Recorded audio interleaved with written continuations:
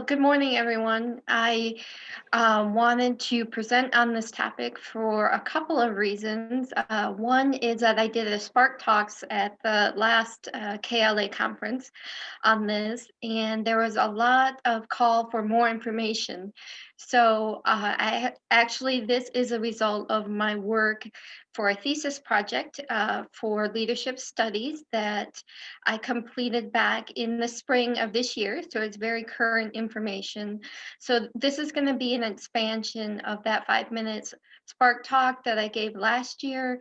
And it's going to talk about research that I have done, and then also research that has been done by other individuals on library wages. So if you have questions, you can put them in the chat. And if we have a second, I can go through those, but I'm going to try to leave time at the end so that we could talk about any questions or share experiences or share information. So um, I'm going to get started if my mouse will work. Hold on. There we go. As I explained, I have interest in the topic for a couple of reasons. One, this has been my profession, librarianship, since 1995. So it's something that I have a lot of experience with as far as being in the field of librarianship. And the second is, as I said, it was a thesis project for my Master's of Leadership Studies program. One of the reasons, besides being in the profession of librarianship, that I decided to study this is because it's something that I have heard about throughout my career, just different people just sharing their experiences. So I really wanted to get some in-depth information about this topic for my project.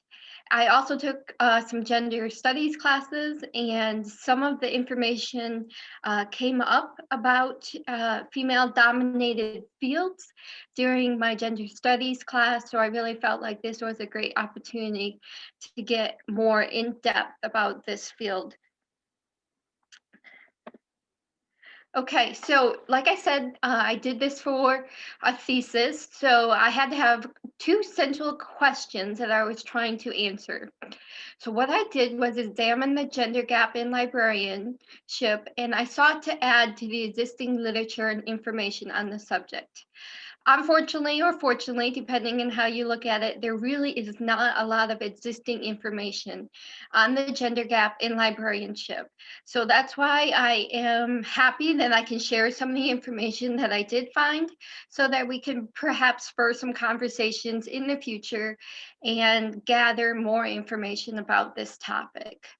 So the two central questions that I went into with my thesis and as I did my research is, how has the gender gap affected women leaders in the field of librarianship in the past and present?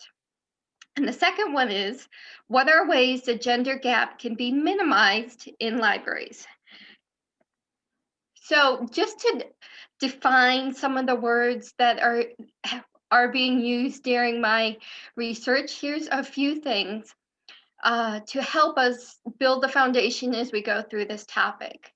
So the gender gap is a social equity topic affecting millions of individuals in a variety of professions and fields. The McKinsey Global Institute estimates that 75% of women are affected by gender inequality globally.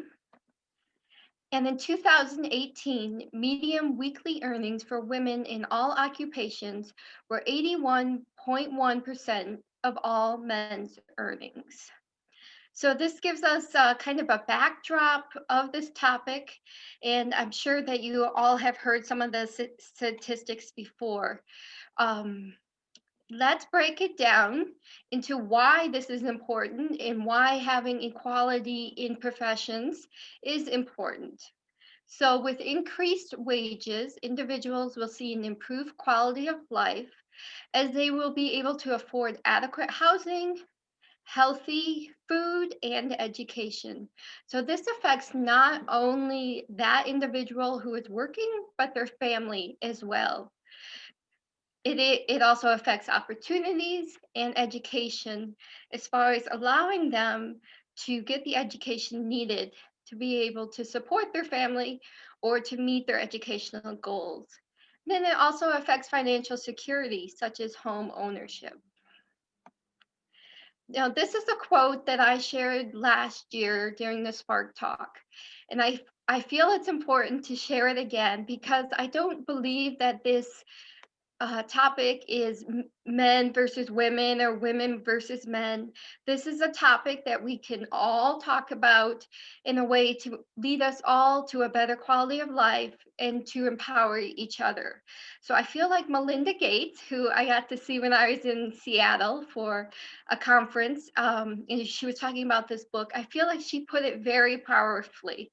So I just want to put this quote out there as the premise of why this topic is neither female or male, but it affects everyone in a social way. And hold on just a second. Okay, so this is her quote. I've never held the view that women are better than men or the best way to improve the world is for women to gain more power than men. I think male dominance is harmful to society because any dominance is harmful. It means society is governed by a false hierarchy where power and opportunity are awarded according to gender, age, wealth, and privilege, not according to skill, effort, talent, or accomplishments. When a culture of dominance is broken, it activates power in all of us. So the goal for me is not the rise of women and the fall of man. It is the rise of both women and men from a struggle for dominance to a state of partnership. So with those words, we will delve into a little bit more of the data around this topic. Okay, so typically the wage gap is present in female dominated professions, or what is sometimes termed as female professions. And according to research, there's really 4 professions that are considered female professions. And I'm sure these will come as no surprise to you, that nursing, elementary school teaching, librarian, and social worker are primarily considered female professions.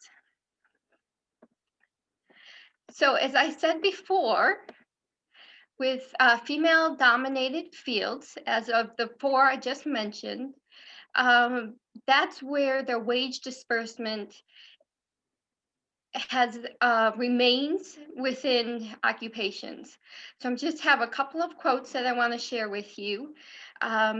So Moore found that female workers continue to be disadvantaged by wage dispersion, and that most of the remaining gender wage gap arises within occupations. Overall, in fields where men are the majority, the median pay is $9.62 a week, 21% higher than in occupations with a majority of women. And finally, women pay a double penalty, that women who are concentrated in female-dominated jobs in female-dominated workplaces are likely to be low wage, and that they experience great gender inequality in such environments. So we'll see, I believe that these quotes here are telling us it's not just about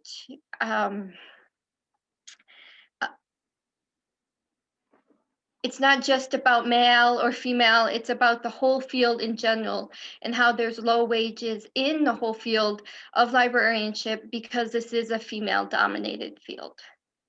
So how did we get to where we are today? I feel like the history of our field paints a picture of how we are right now, but we have the opportunity to help paint the picture for the future.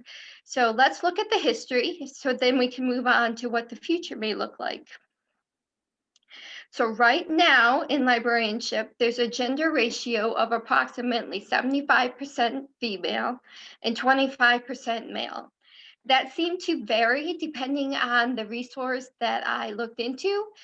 Some go as high as 85% female and 15% male, but the consensus did seem to be around 75% female and 25% male.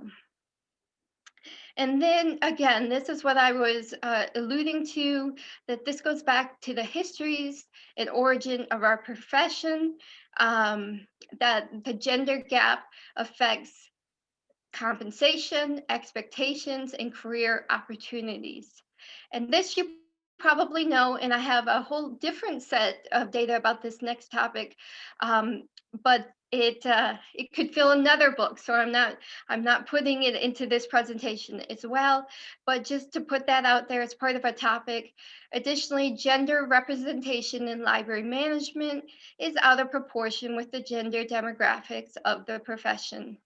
This situation affects both genders working in the field, yet little research and discussion exists on the topic.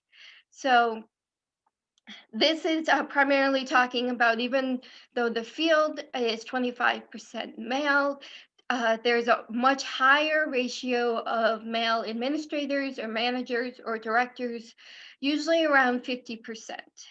So there's a disparity there. And then another data set to share with you. In 2018, women accounted for 79% of all librarians and 76.5% of all library technicians and assistants. Okay, so here's the library history, talking about how we got to where we are right now.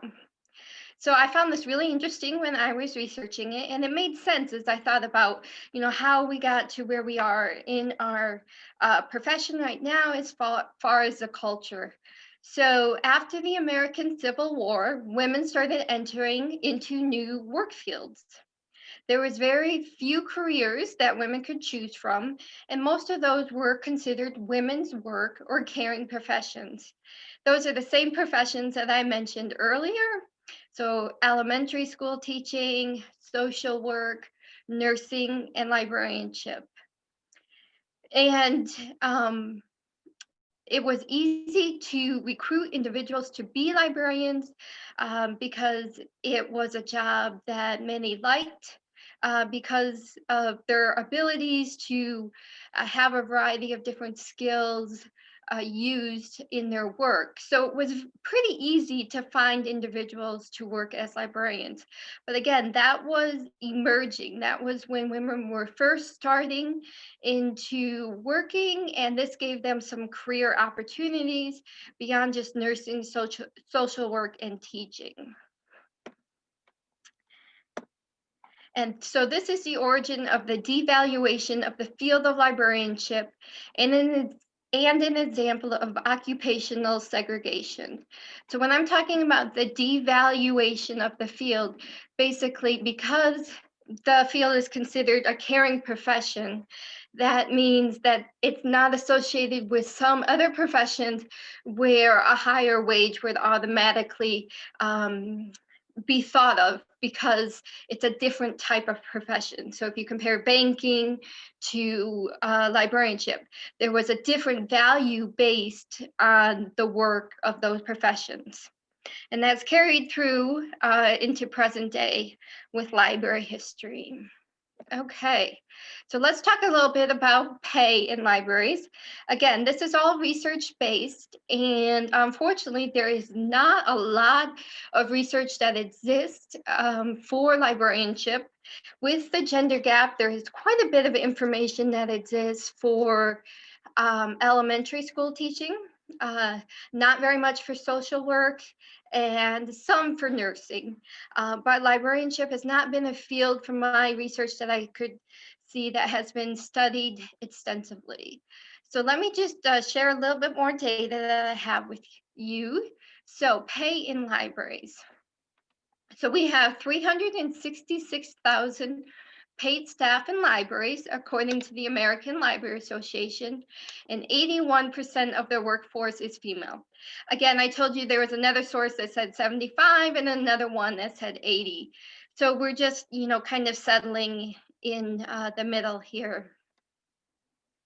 Here's some more data. Males typically receive a higher salary than females, with the male average wage being 49,000 and the average female wage being 52,000. And again, this is just for the field of librarianship. This isn't overall wages for every field. And then the last quote about pay in libraries is librarian positions are typically funded by government support or donations, and wages have always been low compared to other fields, leading to a low status of the profession. So that's what I was talking about before, a low status as in the value that is placed on the salary. Okay, as we all know, not only is there the gender gap um, history in the field, there's also other histories and challenges of the field. You'll see here that I have Nancy Pearl. So Nancy Pearl has two action figures. She has one where she's the typical librarian, and then one here where she's the superhero. So I love that she portrays herself as a superhero, and I think that's an inspiration for us all. So here's some of our challenges of the field. And I'm preaching to the choir here, I know. But again, this is something that I put in my research to give an overall overview of the profession and the situation that surrounds some of the challenges of the field. So oftentimes limited funding, changing technologies. We seem to need to have a degree in IT as well to keep up with everything. Stress and burnout, you may not experience that, but I think some librarians experience stress and burnout.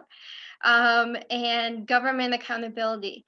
So we do know that we all love to do our yearly state aid reports, and we love to keep all of those statistics and give our monthly reports. I'm kidding, but this is part of our government accountability. And then another challenge is the devaluation of the field. This isn't research based, the next comment, but from my experience, advocacy for libraries is ever so important. And it always kind of feels like an uphill an uphill battle, because we're always sharing about how important our library is. It's not always inherently known by decision makers. And then, as I've mentioned before, there's limited research available about the gender gap in librarianship. So that makes it a little challenging. So, again, I was looking at this and saying, okay, I've heard and been part of different conversations about the gender gap in librarianship. I've had my own personal experiences, but is this worth studying?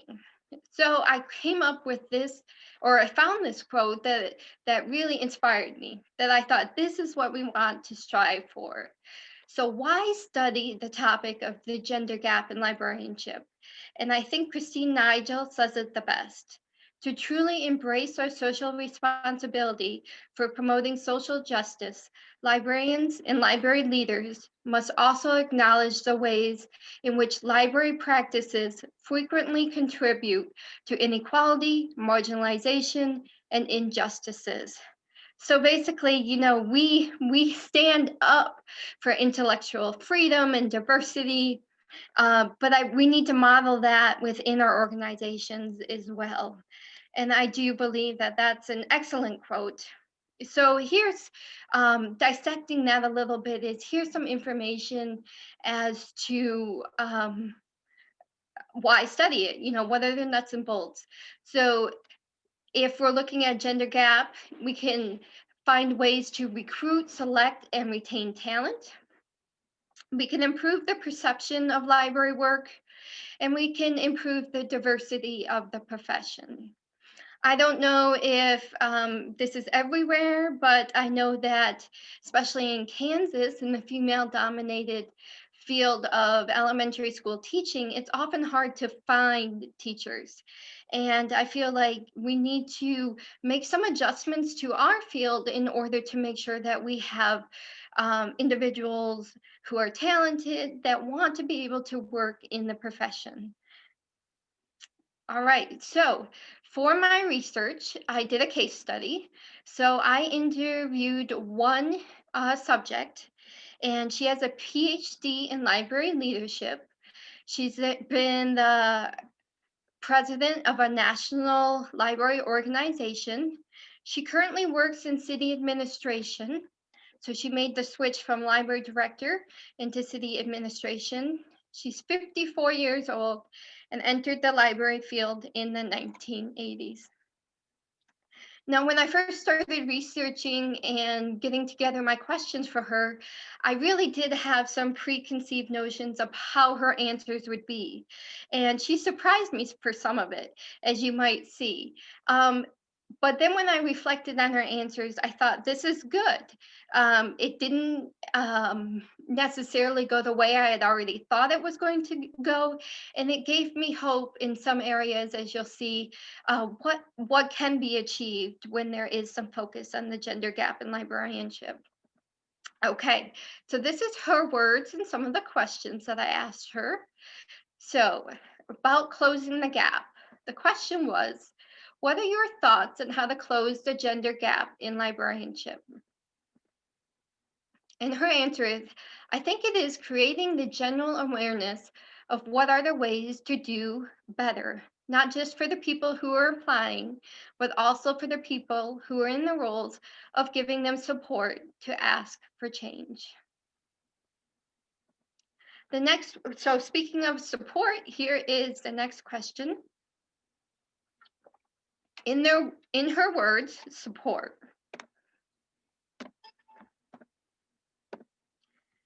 Can you tell me a bit more about the mentors in your life?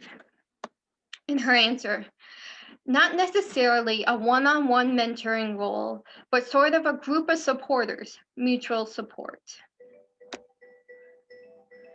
I'm sorry, I forgot to turn off my phone.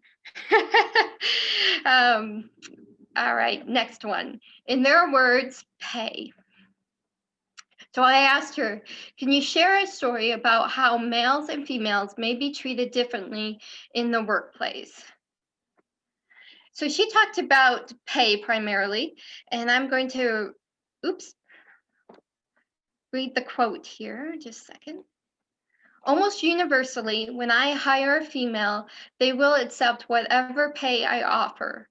When I hire a male, they will always ask to start at the next highest step.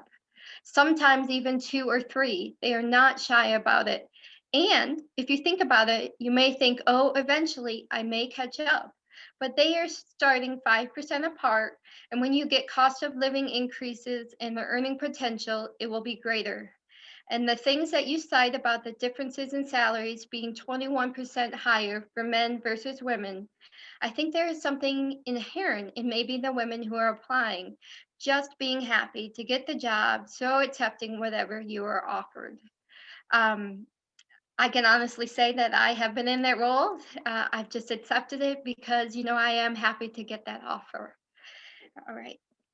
So next question, in her words, career. So this is a question I asked just in general, see if there's anything else she would like to share. And she wanted to talk about the women supporting each other. So is there anything else you would like to share? I often have said, especially to younger women, I couldn't have picked a better career than one that is 80% female, because I've been sitting in a meeting where I've gotten a call and had to go because I had a sick child. I'm very apologetic about it. And every woman in the room is like, oh no, we all have had to do this. Go, we understand. I'm very lucky to have always worked for libraries who have always had a culture where we support each other. So I felt like that was very powerful and does speak to our profession. And it's something that we can build upon, is continual support for each other. Okay, so I told you about some of the challenges of the field, the wages and the government funding and just, stress and burnout. But I don't want you to leave feeling frustrated. The mission here is not to leave you feeling, like I said, frustrated. It's to share information about the field and hopefully to spark some further conversation and possibly some change. So I promise good news is coming. So, preliminary findings and observations based on my research, I'm going to talk about here. So, she talked about, in my case study, she talked about support for work and family balance. So, giving you a little bit more detail into the individual I interviewed, she was from California, and I really feel like that was a reason that she necessarily had not had personal experience with the gender gap, because in California, they do have several laws about gender equality and equal pay for equal work. So that's something that's embedded into their culture there. So she feels like that legislation in California has made a big difference.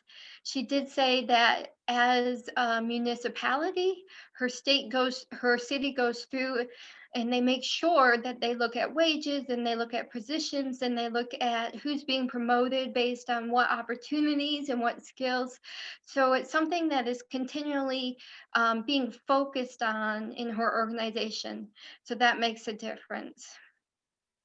But support for work and family balance is something that I found for all women as important, and males too, in the working and finding that balance. So, second thing is support for promotional opportunities. So that means women supporting women, men supporting women, vice versa, all the way through. But sharing that encouragement for promotional opportunities is a way to minimize the gender gap. And as you saw with the quote with my subject, that she talked about pay negotiation.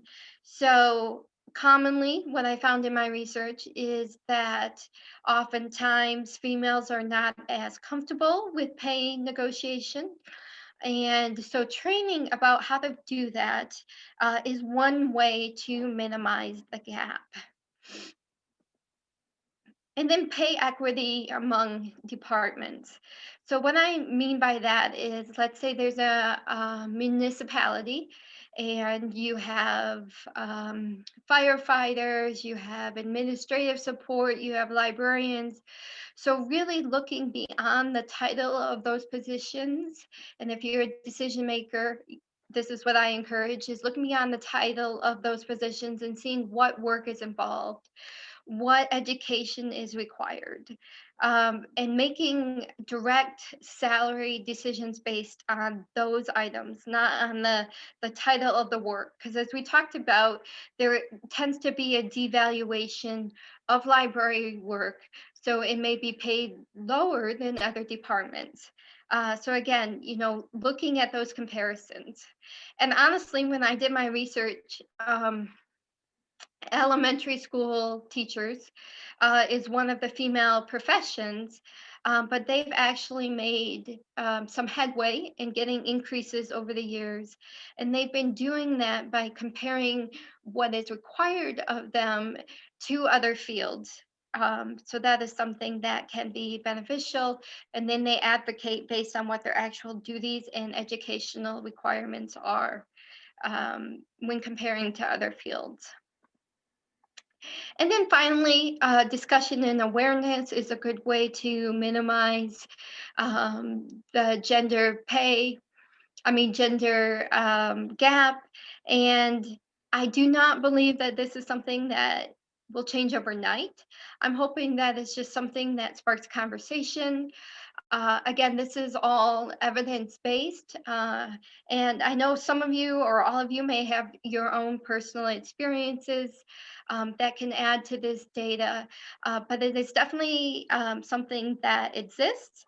And if there is improvement to be made in this area, it's something that we need to talk about collectively as individuals within the field.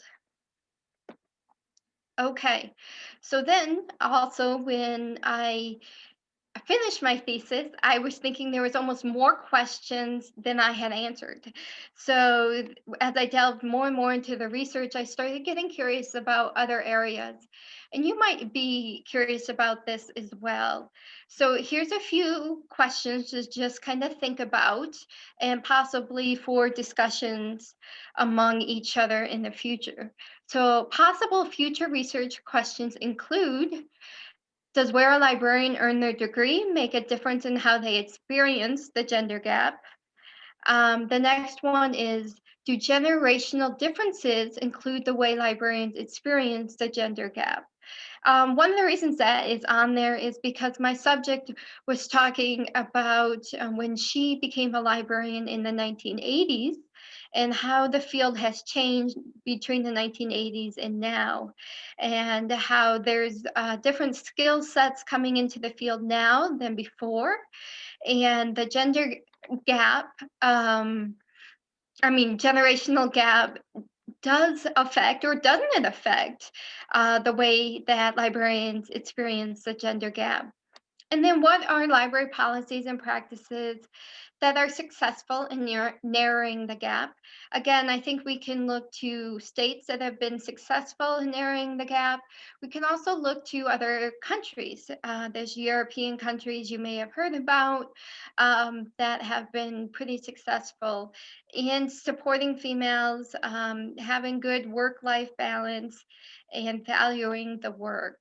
And then this last one's kind of controversial. I actually heard from a friend who is in library school that they have started teaching Melville Dewey in a different way now, because he had an influence on the library environment and the conditions for staff. So if you haven't read the recent information about Melville Dewey, he did not have fair treatment for women, and he definitely devalued the experience and skills that women brought into the field.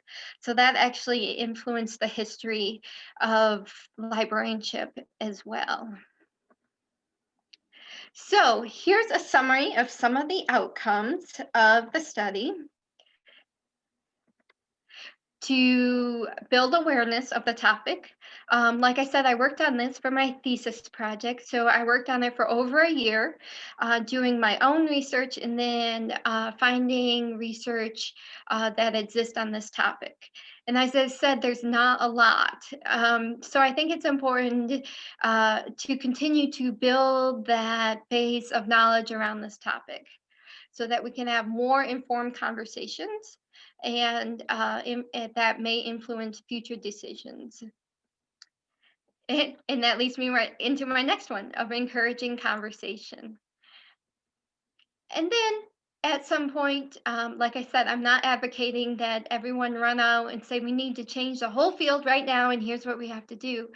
I'm just saying that having an awareness of this will help us possibly minimize the gap and also allow us to retain, recruit new librarians into the field, which I feel like is very important. All right, I'm going to do this quote again here at the end, and I'm leaving quite a bit of time for questions. So we are almost there at the question period. So I'm going to share a quote that I shared earlier in the presentation. This is just an expanded portion, because again, I feel like it illustrates why it's important to put some emphasis on this topic. So just a second. To truly embrace our social responsibility for promoting social justice, Librarians and library leaders must also acknowledge the ways in which library practices frequently contribute to inequity, marginalization, and injustices. Here's a list of my resources. And, I invite everyone to continue the conversation. A couple of my email addresses are there so that you can contact me. If you'd like to read the whole thesis, which goes into more detail, let me know and I can send you a copy of the thesis as well. And if you'd like a copy of this PowerPoint, I think they're going to be made available and you can always email me. So, like I said, as a result of my research, it iterated how important it is to have discussions on this topic. So I just wanted to take a few minutes, have some thoughts shared, and answer any questions that anybody has. Any volunteers?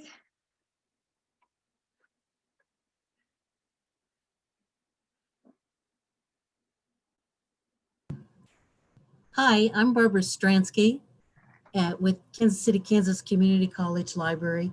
And I just had a couple of comments. I have 4 kids and my youngest son, I think he's about 35 now. He said he always asks for more money. I mean, that's just a given. You never accept. And I think that was an interesting one because I just think I've in the past always accepted. And then one other comment I wanted to make when you were talking about librarians understood family needs. And I have another son. He happens to be gay and he lives in New York City, but he says that he's irritated that mothers can always use that as an excuse. I have a kid. Okay, he's kind of that way. I was just going to throw that out there. He said that, he works with lots of women and men can't kind of get away with using that as an excuse of why they didn't get something done or why they can't come to a meeting, but a woman can. That was just his point of view. I just thought that was interesting that there is that point of view from some people. And I actually did come across that in my research, that women, do say that because they primarily bear the brunt of the For responsibility sure. of child rearing. So that's why it happens. And I also found some research that one of the reasons that men tend to be in management is because there is that perception that men can focus just on work instead of family. So I think, supporting each other, supporting both females and males would be a step in the right direction as far as supporting them with family obligations. So thank you for your comments.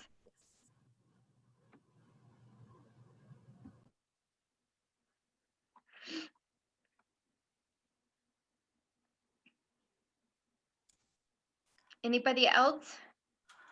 Holly, this is Laura DeBon. I just wanted, hi.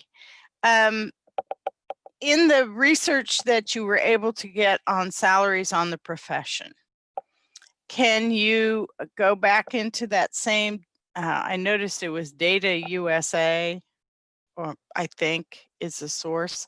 Yes. Can you drill just for various types of positions? Can you look at children's services or directors?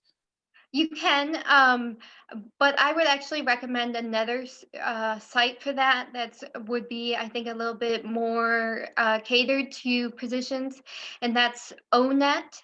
It's just the letter O and then NET. So you can put in a title, and then it will give average pay for the state, for the nation, what requirements there are. So I find that to be a really useful resource. So it's ONET. Org, I believe. Oh, org. Okay. Yeah. I'll look it up real quick. Okay. Well, I think that'll be really a good thing for librarians, the directors in the room to know, especially is if you want to compare wages, this gives you another place. And I would tell the people in the room, I would always start with your city. Go look at your city's pay scale. It's public record. You don't need it per person. You need it per position.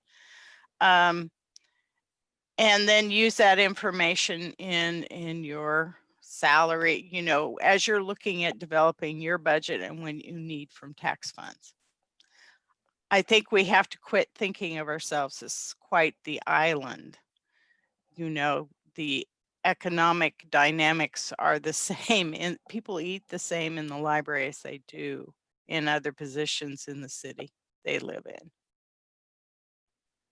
Yeah, exactly. And I also found it interesting, and I didn't put this in because of time, but if you look at how many librarians have families compared to some of the other professions, a lot of librarians are single. And I believe, though I think there needs to be more research, some of that has to do with the pay. You have to have a master's of library science most of the time, and then the pay is quite low, and then trying to support a family on that could be a challenge as well. Yes, my son that I said, well, yeah, you always ask for more money. He worked for a little while in a library, kind of a job that I helped him get. And he said that, you know, he wouldn't work for that, you know, amount of money that they're generally paid. So he said, no, Mom, I'm not going into librarianship because I want to make more money. Well, and I think we like to, people, I'm generalizing here, so we would need data to back this up. But in my generalized view, individuals that go into this profession really care about it. They want to help individuals. But I don't think that the caring profession means that you also have to worry about where you're going to eat the next day. That a living wage based on responsibilities and education is necessary.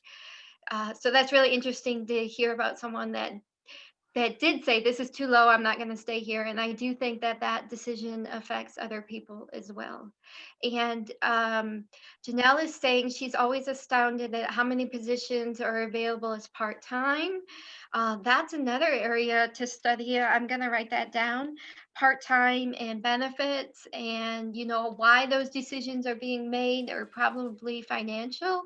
But again, that gets down to, for me personally, thinking about advocating for the library and saying, this is what we need to have a strong library and to have a strong staff.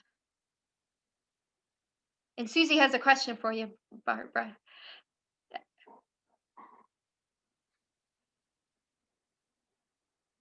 Did your son get a higher offer, or did he get sent packing? He didn't go into librarianship as a full-time job at that time. He had a college degree, but not a librarian degree, but he took another job that he made a lot more money, technology kind of stuff, than he did as he would have as a librarian, working in a library. And as we know, the field has expanded. We offer such a variety of services and need a variety of skills that, again, I think that this is a time to look and advocate for our profession and saying, this is what we bring to the table, and this is what it's worth.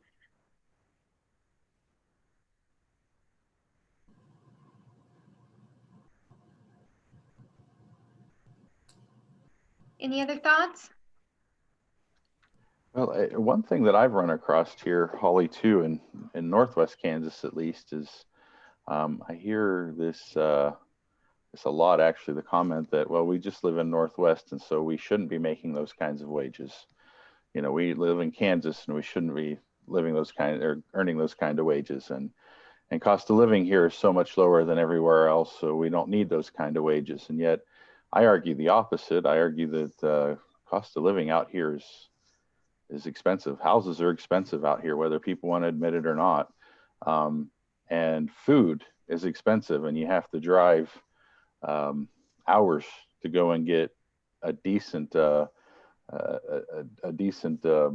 price for bread and other commodities. And so I think that's another aspect of this too, is the geographical piece. At least that's what I'm seeing here.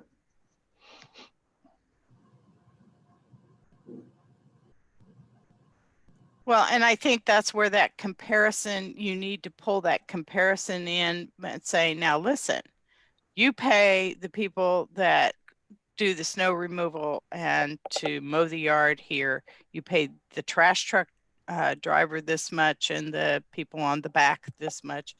I need to at least sit my library within the economy that exists, instead of your vision of that we live on bonbons and air.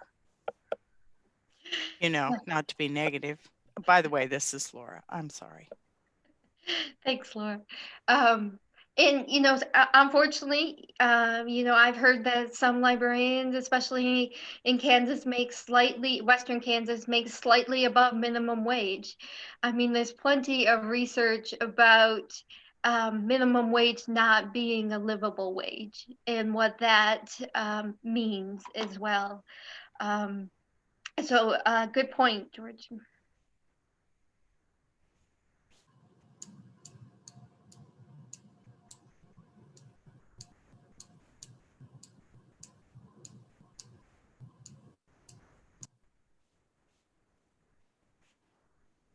Well, I hope that this was interesting to you. If you need any more information, let me know and I can provide that. I thank you all for joining me today and discussing this topic. And I put the ONET link in the chat if everyone needs that. So thank you. Thank you, Holly. Thank you. Appreciate the information. Thanks a lot, Holly. Yes, you're welcome.